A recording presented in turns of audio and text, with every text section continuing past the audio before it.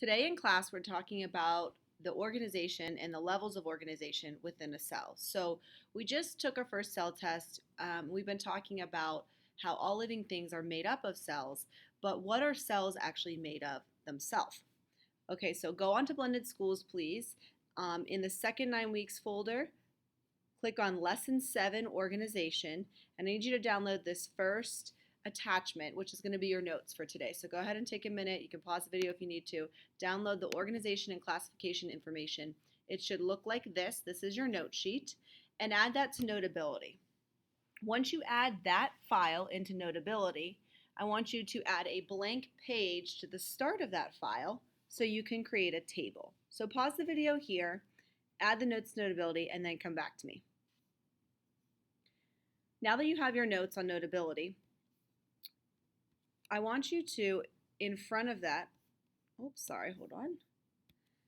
want you to, in front of that page, please add in a blank page and just create a table. You don't have to make it this fancy, guys. You can draw the table with your stylus or with your finger, but create a table and take a few minutes to fill out what did you eat yesterday? What did you eat? What's something you ate for breakfast, for lunch, and for dinner? Maybe one or two items. And then classify each one of those items as a carb, a carbohydrate, a protein, or a fat. So if you had to classify your breakfast this morning, and your breakfast this morning was a bowl of Cheerios, well, Cheerios would be a carbohydrate, so you could classify that as a carb. So take a minute to create this table. Please add it on a blank page in front of your notes and Notability. Add a few items in here, pause the video, and then we'll go over this. So now that you've added some breakfast items, let me just give you some ideas of what you should have here. Yesterday for breakfast, I had orange juice, and I also had eggs. Orange juice would be an example of a carbohydrate. Carbs are going to think, when you think of carbs, I want you to think of bread or cereal or sugar, fruit. Even fruits and vegetables would be considered carbs. Eggs are a great source of protein. What else is protein? Nuts, meat. Those are different items of proteins.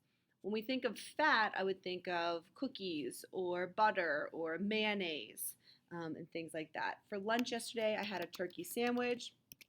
Think about everything that's involved with a turkey sandwich. We have turkey, we have bread, we have cheese.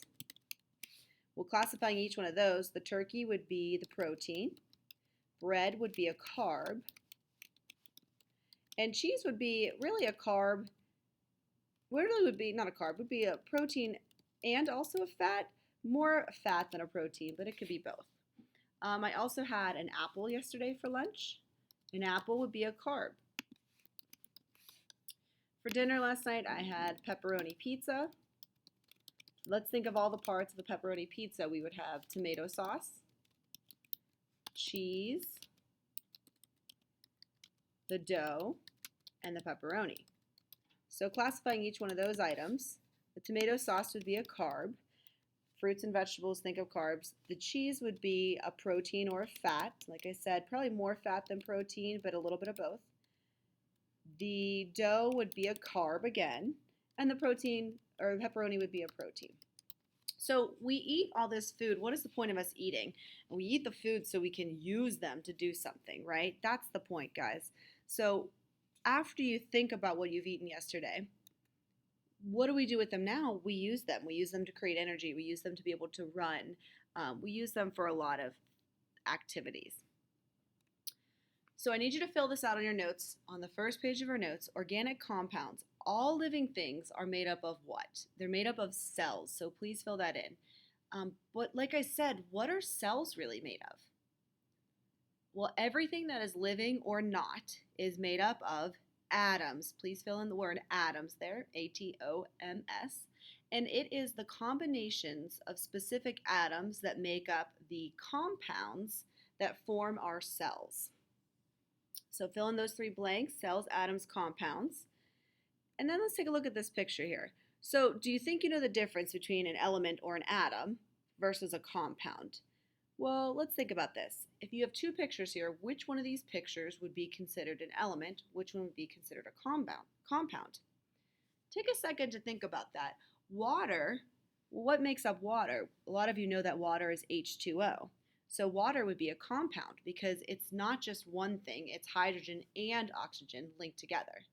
Whereas this wheel right here, it's like a hubcap for a car, that would really probably be made out of aluminum. And aluminum can't be broken down any farther. So aluminum would be an example of an element, whereas the water would be an example of a compound.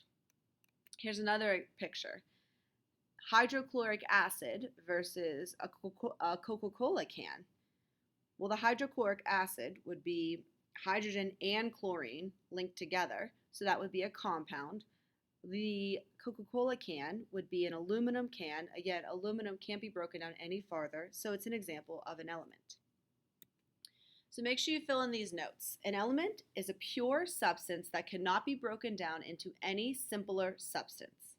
A few examples that you can write down: carbon, oxygen, hydrogen, nitrogen, phosphorus. Gee, those first four, they sound pretty familiar. Do you remember them from our galactic pizza, from our beginning stages of life, what we think played a part in creating life on Earth? We said carbon, oxygen, hydrogen, and nitrogen would all be part of that. You could also add aluminum to the list. If you need to pause to get these notes, please pause and write this on your note sheet. Molecules and compounds, then, are when two or more elements combined chemically. Pretty simple. When you have more than one, you take those broken down pieces and you put them together. Two or more elements are combined chemically. That creates a compound. So an example would be water. If we have one oxygen with two hydrogen, that would be a compound. Another example would be carbon dioxide, hydrochloric acid. So again, two or more elements combined chemically. Please make sure you write that down before moving on. If you need to pause, do so. So we can have inorganic or organic compounds. Compounds can be either one. Let's see what you think those mean. Looking at these two pictures, if you had to classify one as organic and the other one as inorganic, which one would you choose? Well, inorganic compounds are compounds that usually do not contain carbon. For right now, that's all I need you to know it as. You get a more advanced definition as you get older, but right now, just focus on the fact that it usually does not contain carbon. So some examples of inorganic compounds would be water, rust, table salt, and ammonia. They don't contain carbon.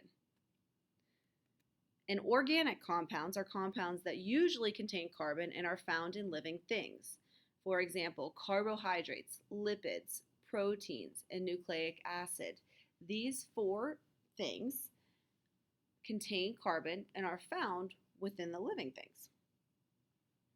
So looking back at our two pictures, the water would be our example of inorganic. It does not contain carbon. Water is H2O. We know that. There's no carbon in there. It's inorganic. But this picture over here, I would classify it as organic. Think about food. Sometimes you buy organic apples at the store.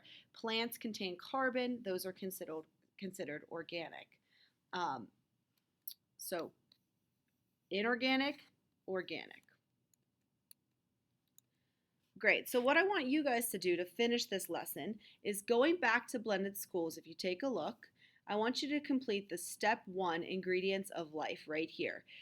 You can cross out B, the directions. You're not going to make a slide presentation on your notes. If you look at your notes here, you can cross this point out. We're just going to fill in the definitions right here. So you can cross the directions out. But I want you to complete these 4 boxes using an article that's linked on Blended Schools. So back in the Lesson 7 organization, Step 1 Ingredients to Life. I want you to click on this Science Flicks link. And note you're going to need a username and a password. Both are the words couch. Once you log in, you're going to come back to Blended Schools and click on the link again. I'll show you. So if we click on the link, it's going to ask you to log in just like this. Type in the word couch, password, type in the word couch. Hit go. Once you're here, this is just starting you at the whole database, but I don't want to see all those articles. So go back to your Blended Schools, click on the link one more time, and it's going to take you straight to the article that I would like you to read. To make the wording a little bit easier, you can change it to the reading level 1, which will give you plenty of information for what I want you to know. I want you to read this article, specifically scrolling down. Make sure you write down and define what are carbohydrates, lipids, proteins, and nucleic acids. On your note sheet, on this page right here, you're completing these 4 boxes for homework from this lesson. Tell me what they are and give me a few examples of each. That's as far as you have to go. You don't need to go on to the next page. Just complete those 4 boxes for tonight for homework. If you have any questions, please let me know or email me. Thanks.